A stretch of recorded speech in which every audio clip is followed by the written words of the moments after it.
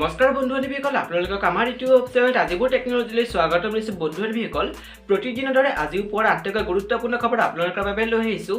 এই খবৰকেইটা আপোনালোকৰ বাবে বহুতেই গুৰুত্বপূৰ্ণ, গতিকে ভিডিঅ'টো স্কিপ নকৰাকৈ প্ৰথমৰ পৰা শেষলৈকে চাই থাকক। আৰু যদিহে চেনেলটোত নতুনকৈ আহিছে, চেনেলটো ছাবস্ক্ৰাইব কৰি কাষত থকা বেল আইকনটো প্ৰেছ কৰি অল অপশ্যনত ক্লিক কৰি দিব। আৰু ভিডিঅ'টো আৰম্ভ কৰাৰ আগতে এতিয়ালৈকে যদি ভিডিঅ'টো লাইক কৰা নাই, লাইক কৰিবা আৰু শ্বেয়াৰ কৰিব নাপাহৰিবা। তো বেছি পলম নকৰি আজিৰ ভিডিঅ'টো আৰম্ভ কৰিছোঁ, আহক। প্ৰথমটো গুৰুত্বপূৰ্ণ খবৰ হৈছে বিজেপিৰ বিৰুদ্ধে হিলদল ভাঙি ভোট দিয়ক। তৃতীয় পৰ্যায়ৰ নিৰ্বাচনৰ প্ৰাক্ষণত কাৰাগাৰৰ পৰা অখিল গগৈ শেষ আহ্বান। আজি অন্ত পৰিল তৃতীয় পৰ্যায়ৰ নিৰ্বাচনী প্ৰচাৰ অভিযান। মঙলবাৰে অনুষ্ঠিত হ'বলগীয়া ভোট গ্ৰহণৰ বাবে সাজু হৈছে প্ৰশাসন। দিছপুৰ, গুৱাহাটী, পূব গুৱাহাটী, পশ্চিম জালুকবাৰী, হাজো, ছয়গাঁৱৰ লগতে BTAD অঞ্চলত অনুষ্ঠিত হ'ব ভোটগ্ৰহণ। ভোটগ্ৰহণলৈ মাজত মাত্ৰ এটা দিন বাকী থকা অৱস্থাত এতিয়া কাৰাগাৰৰ পৰা ৰাইজৰ দলৰ সভাপতি অখিল গগৈ ভোটাৰ ৰাইজে জনাইছে অন্তিমটো আহ্বান। অখিল গগৈয়ে পত্ৰৰ জৰিয়তে কৈছে যে প্ৰথম আৰু দ্বিতীয় পৰ্যায়ৰ নিৰ্বাচনত বিপুল হাৰত ভোটদান প্ৰমাণ কৰিছে যে ৰাজ্যত আছে বিজেপিৰ বিৰোধী ঢৌ। বিজেপিৰ বিৰুদ্ধে জনতাই প্ৰদান কৰিছে ভোট। এতিয়া আহিছে তৃতীয় পৰ্যায়ৰ নিৰ্বাচন। তৃতীয় পৰ্যায়তো জনতাই হিলডাল ভাঙি বিজেপিৰ বিৰুদ্ধে ভোট দিব লাগে। অখিল গগৈয়ে পত্ৰৰ জৰিয়তে বিজেপি বিৰোধী যিকোনো প্ৰাৰ্থীক ভোট দিবলৈ ৰাইজক আহ্বান জনাইছে। কিন্তু অখিলৰ মতে বিজেপিক কোনো কাৰণতে বিজেপিক ভোট দিব নালাগে। ইফালে ৰঙিয়াত বৰদেচিলাৰ তাণ্ডৱ, বন্ধ ৰাজপথ, ব্যাপক বিজুলী যোগান।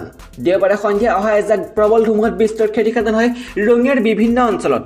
বৰদেচিলা সংহাৰী ৰূপ ধাৰণ কৰাত আন্তঃৰাষ্ট্ৰীয় ঘাইপথৰ ওপৰতে উভালি পৰে প্ৰকাণ্ড গছ। বহু সময় ধৰি বন্ধ হৈ পৰে ভাৰত ভূটান আন্তঃৰাষ্ট্ৰীয় ঘাইপথটো। শ শ যান বাহন আবদ্ধ হৈ পৰে ৰঙিয়াৰ তুলসীবাৰী অঞ্চলত। দেওবাৰে সন্ধিয়া ৰঙিয়া নগৰ, উদিয়ানা, তুলসীবাৰী ওপৰেৰে এজাক প্ৰবল বাহ মাৰলি পাৰ হৈ যায়। এই প্ৰচণ্ড ধুমুহা বৰষুণত ৰঙিয়াৰ বিভিন্ন অঞ্চলত বিস্তৰ ক্ষতিসাধন হয়। কেইবাটাও ঘৰ ভাঙি পৰে আৰু ঘৰৰ টিনপাত উৰুৱাই লৈ যায়। প্ৰকাণ্ড গছবোৰ উভালি পৰাত ছিগি পৰে বৈদ্যুতিক তাঁৰ, যাৰ ফলত বিজুলী সংযোগ সম্পূৰ্ণ বিচ্ছিন্ন হৈ পৰে। প্ৰমীলা ৰাণী বাসগৃহত হঠাৎ আৰক্ষীৰ দল। আৰক্ষীৰ এটা তেলত চকী মেজ ভঙাৰ অভিযোগ। প্ৰমীলা ৰাণী ব্ৰহ্মৰ দেহৰক্ষী নৱজ্যোতি কলিতাক লৈ যায় আৰক্ষীয়ে। BSCৰ এজন যুৱককো উঠাই লৈ যায় আৰক্ষীয়ে। আৰক্ষীৰ বিৰুদ্ধে সৰব হৈ পৰিছে প্ৰমীলা ৰাণী ব্ৰহ্ম। ৰাজ্যত প্ৰকৃতিৰ ৰুদ্ৰৰূপ। নগাঁও মাৰোৱাৰীপট্টিত কথমভাৱে প্ৰাণ ৰক্ষা দুটি পৰিয়ালৰ। নগাঁৱত ধুমুহা বৰষুণৰ ফলত আবদ্ধ 15গৰাকীকৈ লোক। চক্ৰ বিষয়াৰ কাৰ্যালয়ৰ কাষতে বাগৰি পৰিল প্ৰকাণ্ড গছ। বৰ্তমানেও উদ্ধাৰ কৰিব পৰা নাই লোককেইগৰাকীক উদ্ধাৰৰ বাবে উপস্থিত হোৱা হৈছে আৰক্ষী। ৰাজ্যত প্ৰচণ্ড ধুমুহা, ঘৰবাৰী বিস্তৰ ক্ষতিৰ লগতে এজনৰ মৃত্যুৰ খবৰ, আহত কেইবাজনো। ৰাজ্যত প্ৰচণ্ড ধুমুহাৰ ঘৰবাৰী বিস্তৰ ক্ষতিৰ লগতে এজনৰ মৃত্যুৰ খবৰ, আহত কেইবাজনো। সন্ধিয়াৰ ধুমুহাত ৰাজ্যৰ ভিন্ন প্ৰান্তৰ লগতে তামোলপুৰত বিস্তৰ ক্ষতিসাধন হয়। কচুবাৰীত পথত গছৰ ডাল ভাঙি পৰি এগৰাকী পথচাৰী নিহত। প্ৰচণ্ড ধুমুহাৰ সময়ত গছৰ ডাল পৰি এই দুৰ্ঘটনা সংঘটিত হয়। থিতাতে নিহত হয় তামোলপুৰ আৰক্ষী থানাৰ অন্তৰ্গত ৰামেচবুৰী গাঁৱৰ প্ৰায় 58 বছৰীয়া মহিৰাম বড়ো। লোকজন তামোলপুৰ নাগৰিজুলি পথেৰে খোজকাঢ়ি আহি থকা অৱস্থাত ধুমুহাৰ বাবে ভাঙি পৰে গছৰ ডাল, ঘৰবাৰী। আনহাতে নাগৰিজুলিত ধুমুহাৰ ফলত তামোলপুৰ গছ পৰি ৰতন চাহা নামৰ প্ৰায় 40 বছৰীয়া লোক এজন গুৰুতৰভাৱে আহত হয়। তামোলপুৰ গছ ভাঙি গাত পৰাত যুৱকজন অচেতন হৈ পৰে। পৰিয়ালৰ লোকে নাগৰিজুলি আদৰ্শ চিকিৎসালয়ত ভৰ্তি কৰে যদিও লগে লগে উন্নত চিকিৎসাৰ বাবে গুৱাহাটীলৈ প্ৰেৰণ কৰে। ইফালে অসমত আকৌ 69জন ক'ভিড পজিটিভ, 2জনৰ মৃত্যু হৈছে। অসমত আকৌ 69জনৰ দেহত ধৰা পৰে ক'ভিড পজিটিভ। ৰাজ্যখনত এই ভাইৰাছত আক্ৰান্ত লোকৰ সংখ্যা 2,18,670জনলৈ পাইছে বৃদ্ধি। ৰাজ্যত দেওবাৰে দিনটোত সুস্থ হৈছে 48জন লোক। বৰ্তমানলৈ অসমত আৰোগ্য লোকৰ সংখ্যা 2,15,597জনলৈ বৃদ্ধি পাইছে। ইফালে দেওবাৰে দিনটোত ৰাজ্যত 2জন লোকৰ মৃত্যু হৈছে। আনহাতে চিকিৎসাধীন হৈ আছে অসমত 617জন ৰোগী। তৃতীয় পৰ্যায়ৰ নিৰ্বাচন 6 নে 8 এপ্ৰিলত হ'ব। তৃতীয় পৰ্যায়ৰ নিৰ্বাচন অনুষ্ঠিত হ'ব 6 এপ্ৰিলত। কিন্তু ভোটাৰক 8 এপ্ৰিলতহে ভোটদান কৰিবৰ বাবে নিৰ্বাচনী বিষয়াই দিছে ভোটাৰ স্লিপ। বহু ভোটাৰে দেশৰ নিৰ্বাচন আয়োগৰ পৰা 8 এপ্ৰিলত ভোটদানৰ বাবে লাভ কৰিছে ভোটাৰ তথ্য স্লিপ। পশ্চিম গুৱাহাটী সমষ্টিত 8 এপ্ৰিলত ভোটদানৰ বাবে ভোটাৰ তথ্য স্লিপ লাভ কৰিছে মুকুল চন্দ্ৰ দত্তইও। দত্তলৈ প্ৰেৰণ কৰা ভোটাৰ তথ্য স্লিপত উল্লেখ কৰা হৈছে যে ভোট গ্ৰহণৰ তাৰিখ 8 এপ্ৰিল 2021। ইয়াকে লৈ বিভ্ৰান্তিত পৰিছে একাংশ ভোটাৰ। পশ্চিম গুৱাহাটী সমষ্টিৰ নেতাজী ৰেলৱে বিদ্যালয় খণ্ডৰ গুৱাহাটী পৌৰ নিগমৰ গোটানগৰ ভোটগ্ৰহণ কেন্দ্ৰত আছে এইগৰাকীৰ ভোটাৰ নাম। নিৰ্বাচন আয়োগে প্ৰেৰণ কৰা ভোটাৰ তথ্য স্লিপৰ এনে বিসংগতে চকু কপালত তুলিছে বহু ভোটাৰ ৰাইজৰ। যি তথ্য স্লিপত উল্লেখ আছে 8 তাৰিখে পুৱা 7 বজাৰ পৰা সন্ধিয়া 6 বজালৈ তেওঁ ভোটাধিকাৰ সাব্যস্ত কৰিব পাৰিব। যি সময়ত নিৰ্বাচন আয়োগে ভোটাধিকাৰ সাব্যস্ত কৰাৰ বাবে ব্যাপক প্ৰচাৰ আৰু জনমত সৃষ্টি কৰিছে, সেই সময়ত আয়োগৰ পৰা প্ৰেৰণ কৰা এনে বিসংগতে চকু কপালত তুলিছে ভোটাৰৰ। অসমীয়া প্ৰতিদিনৰ ডিজিটেল সংস্কৰক মুকুল দত্তই জানিবলৈ দিয়া মতে এই ভুলটো বহুতে সাধাৰণ ভোটাৰক বিপাঙত পেলাব।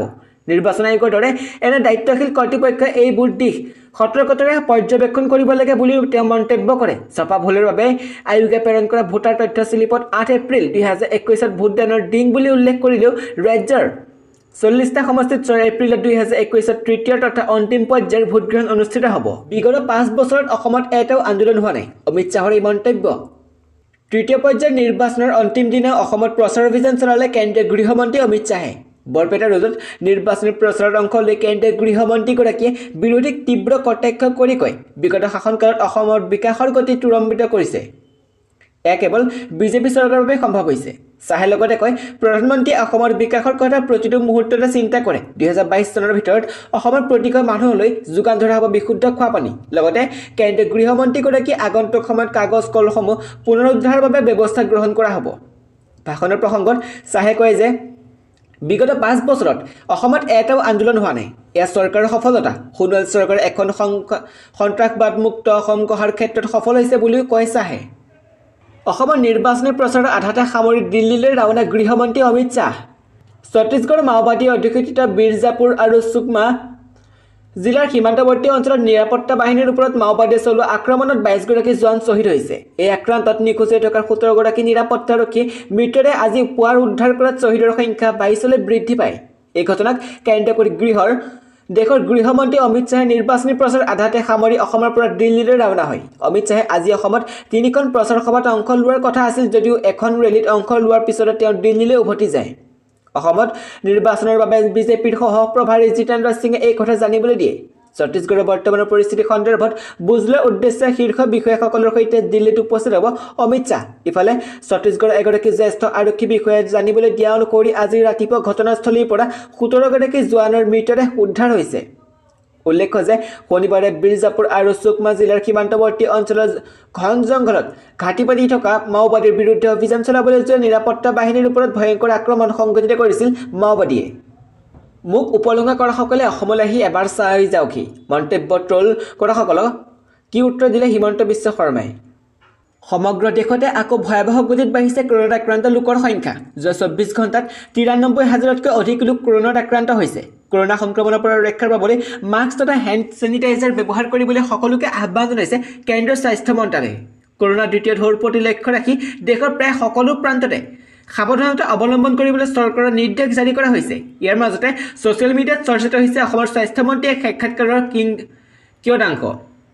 সাক্ষাৎকাৰটোত মন্ত্ৰী হিমন্ত বিশ্ব শৰ্মাক সাংবাদিকে প্ৰশ্ন কৰিছিল যে কিয় আপুনি মাস্ক পৰিধান নকৰে, আৰু সেই সম্পৰ্কত মন্ত্ৰীগৰাকীয়ে উত্তৰ দি কৈছিল, অসমত এতিয়া কোনো ধৰণৰ কৰোনাৰ পৰিস্থিতি নাই। মাস্ক পৰিধান কৰি মানুহক পুনৰ ভীতিগ্ৰস্ত কৰিব বিচৰা নাই। বছৰজোৰা ভয়াৱহ পৰিস্থিতিৰ অন্তত অসম এতিয়া অৰ্থনৈতিকভাৱে পুনৰ গা কৰি উঠিছে।